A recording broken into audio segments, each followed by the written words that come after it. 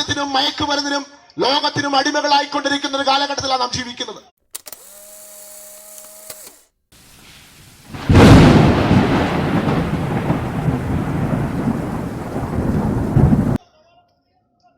കഴിഞ്ഞ ദിവസങ്ങളിൽ എന്റെ കുഞ്ഞിനോട്, എന്റെ മകൻ 10ാം ക്ലാസ്സിലാണ് പഠിക്കുന്നത്, അവനോട് സംസാരിച്ചപ്പം അവൻ പറഞ്ഞൊരു വാക്കുണ്ട്.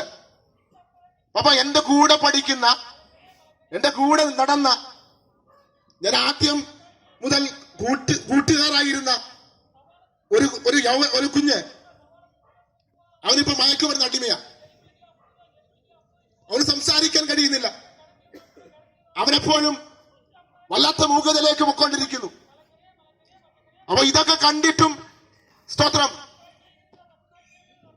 ഇതൊക്കെ കണ്ടിട്ടും നമുക്ക് എങ്ങനെ ഇതിനെ മാറ്റിമറിക്കുവാൻ കഴിയുമെന്ന് ചിന്തിക്കുമ്പോ, സ്തോത്രം, ഈ ഏതൊരു ഉപദേശത്തിനും ഏതൊരു നിർദ്ദേശത്തിനും ഗവൺമെന്റിനും ഇതിനെ ഒന്നും മാറ്റിമറിക്കാൻ കഴിയാതിരിക്കുമ്പോ എന്താ ചെയ്യുകയെന്ന് മറ്റുള്ളവർ ചിന്തിക്കുമ്പോ, ഡിബേറ്റുകൾ നടക്കുന്നുണ്ട്, ചർച്ചകൾ നടക്കുന്നുണ്ട്, ഗവൺമെന്റ് പലതും ചെയ്യുന്നുണ്ട്. പക്ഷെ ഇതിനൊന്നിനും ഒരു മാറ്റവും വരുത്താതിരിക്കുമ്പോ, കുഞ്ഞുങ്ങൾ ഉൾപ്പെടെ കൊലപാതകങ്ങളിലേക്ക് വരെ തിരിയുമ്പോ, നമ്മുടെ കുടുംബങ്ങളൊക്കെ വളരെ സ്വസ്ഥതകൾ നഷ്ടപ്പെട്ടിരിക്കുമ്പോ നമ്മൾ വളരെ ചിന്തിക്കണം, എങ്ങനെ ഇതിനെ മാറ്റിമറിക്കാൻ കഴിയും, എങ്ങനെ ഇതിനൊരു മാറ്റം വരുത്തുവാൻ കഴിയും. സ്തോത്രം. പണ്ട് ഗുരുക്കന്മാർ പഠിപ്പിച്ചിട്ടുണ്ട്, വേദങ്ങൾ പഠിപ്പിച്ചിട്ടുണ്ട്, അസതോമ സദ്ഗമയ, തമസോമ ജ്യോതിർഗമയ, മൃത്യോമ അമൃതംഗമയ. അസത്യത്തിന് സത്യത്തിലേക്കും ഇരുട്ടിന് വെളിച്ചത്തിലേക്കും മരണത്തിന് ജീവനിലേക്കും നയിച്ചാലുമെന്നൊക്കെ പറഞ്ഞുകൊണ്ട് ഗുരുക്കന്മാർ പഠിപ്പിച്ചു. പക്ഷെ ആരാ നയിക്കുന്നത്, എങ്ങനെ നയിക്കപ്പെടുമെന്ന് നമ്മൾ ചിന്തിക്കുമ്പോ, ഒരുവൻ വിളിച്ചു പറഞ്ഞു, ഞാൻ തന്നെ വഴി. ഈ ശബ്ദം ശ്രമിക്കുമ്പോ നിങ്ങളുടെ ഹൃദയത്തിനകത്ത്, നിങ്ങളുടെ കുടുംബങ്ങൾക്കകത്തളങ്ങളിലും സ്വസ്ഥതയില്ലാതെ, സമാധാനമില്ലാതെ ഉഴലുന്ന, തകർന്നു പോകുന്ന അനേക കുടുംബങ്ങളുണ്ട്. ഞങ്ങളുടെയും കുടുംബങ്ങൾ ഇങ്ങനെയൊക്കെ തന്നെയായിരുന്നു. ഞങ്ങളുടെയും ഭാവി എങ്ങനെയൊക്കെ നഷ്ടപ്പെട്ടു പോകേണ്ടതായിരുന്നു.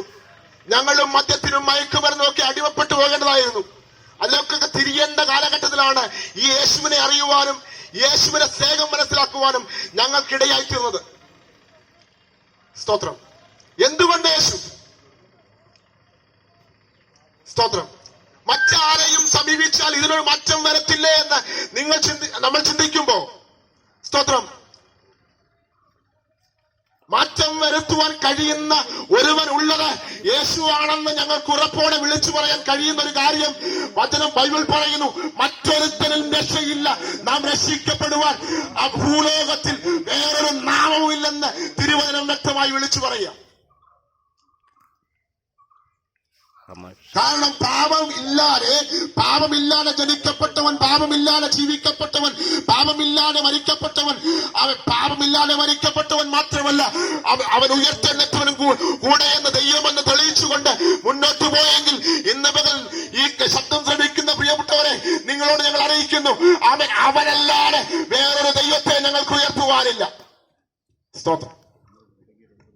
അവന് മാത്രമേ മാറ്റം വരുത്തുവാൻ കഴിയൂ. കാരണം അവൻ പാപം എന്തെന്നറിഞ്ഞുകൂടാതെ ജീവിച്ചവനാ, പാപം എന്തെന്നറിഞ്ഞുകൂടാതെ ജനിച്ചവനാ, പാപം എന്തെന്നറിഞ്ഞുകൂടാതെ മരിച്ചവനാ.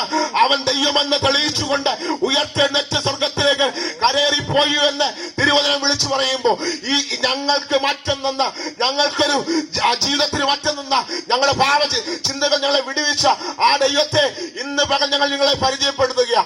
ഈ ശബ്ദം ശ്രമിക്കുന്ന, ഈ ശബ്ദസീമയിൽ ഉൾപ്പെട്ട ആരെങ്കിലും ഹൃദയ തകർച്ചയോടെ, വേദനയോടെ, ഭാരത്തോടെ, ആത്മഹത്യക്കൊരുങ്ങിയിരുന്ന് തകർന്ന ഹൃദയത്തോടൊക്കെ ആയിരിക്കുന്നെങ്കിൽ, നിങ്ങൾ എവിടെയായിരുന്നാലും അവിടെ ഇരുന്നു കൊണ്ട് യേശുവേ എന്റെ ഹൃദയത്തിലേക്ക് വരണമേ എന്ന് പറഞ്ഞാൽ അവിടെ വന്ന് നിങ്ങളെ വിടുവിക്കുവാനും, നിങ്ങളെ സൗഖ്യമാക്കുവാനും, നിങ്ങളെ സാന്ത്വനപ്പെടുത്തുവാനും, നിങ്ങൾക്ക് ആശ്വാസം തരുവാനും അവിടെ ആ റൂമിൽ ഇറങ്ങി വന്ന് വിടുവിക്കാൻ കഴിയുന്ന ഒരു ദൈവം ഉണ്ടെന്ന് ഇന്ന് മകൾ ഉറപ്പോടെ വിളിച്ചു പറയുക. അതുകൊണ്ട് തന്നെ ഈ ദൈവത്തെ പരിചയപ്പെടുത്തുന്നത് ഞങ്ങൾക്ക് ഒത്തിരി സന്തോഷമുണ്ട്. സ്തോത്രം ചെയ്യുന്നു.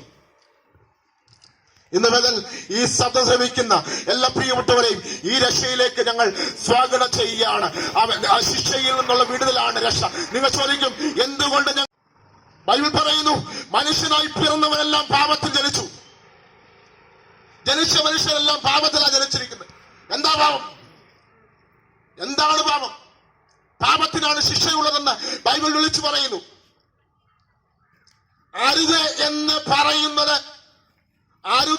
പറയുന്നത് ചെയ്യുന്നതെല്ലാം പാപമെന്ന് ബൈബിൾ പറയുന്നു. ദൈവം അരുതെന്ന് പറഞ്ഞത് ചെയ്യുന്നു.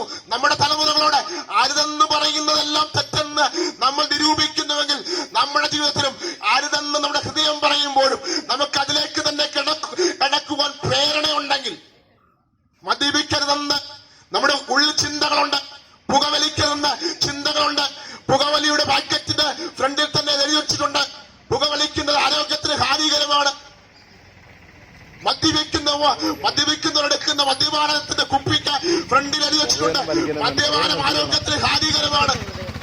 പക്ഷെ ഇതെല്ലാം ചെയ്യണമെന്ന് ആഗ്രഹമുണ്ടെങ്കിലും ഉള്ളിലിരിക്കുന്ന പാപം അവിടെ സമ്മതിക്കാതിരിക്കുമ്പോ ഇന്ന് പകൽ പാപത്തിൽ നിന്ന് വിടുവിക്കുവാൻ, പാപത്തിൽ നിന്ന് മോചനം തരുവാൻ, പാപത്തിൽ നിന്ന് നിങ്ങളെ നേർവഴിക്കാക്കുവാൻ ഒരുവരെ സാധ്യമുള്ളൂ. അവന്റെ പേരാണ് യേശു ക്രിസ്തു. ഇന്ന് പകൽ പ്രിയപ്പെട്ടവരെ, നിങ്ങൾക്ക് എവിടെയായിക്കൊള്ളട്ടെ, നിങ്ങൾ ജോലി മേഖലകളിലോ നിങ്ങൾ കുടുംബതലങ്ങളിലോ നിങ്ങൾ ഒറ്റയ്ക്കോ ഒക്കെ ആയിരിക്കുന്ന സ്ഥലങ്ങൾ എവിടെയായിരുന്നാലും അവിടെ ഇരുന്നു കൊണ്ട് യേശുവേ എന്റെ ഹൃദയത്തിലേക്ക് വരണമേ, എനിക്കൊരു സ്വസ്ഥത നേടണമേ എന്ന് പറഞ്ഞാൽ അവിടെ ഇറങ്ങി വന്ന് നിങ്ങളെ വിടുവിപ്പാൻ കഴിവുള്ള ഒരു ദൈവത്തെയാണ് ഞങ്ങൾ പരിചയപ്പെടുന്നത്. ബൈബിൾ പറയുന്നു, അവൻ വീണ്ടും വരുവാൻ കാലമാഗതമായിരിക്കുന്നു. അതിന്റെ ലക്ഷണങ്ങൾ ഭൂമിയിലെങ്ങും സംഭവിച്ചുകൊണ്ടിരിക്കുമ്പോ നമ്മുടെ ചുറ്റുപാടുകൾ തന്നെ കഴിഞ്ഞ കാലഘട്ടങ്ങളിലെ പോലെയല്ല നമ്മൾ പത്രമാധ്യമങ്ങൾ എടുത്ത് ശ്രദ്ധിക്കുമ്പോൾ നമുക്ക് കാണാൻ കഴിയുന്നത്.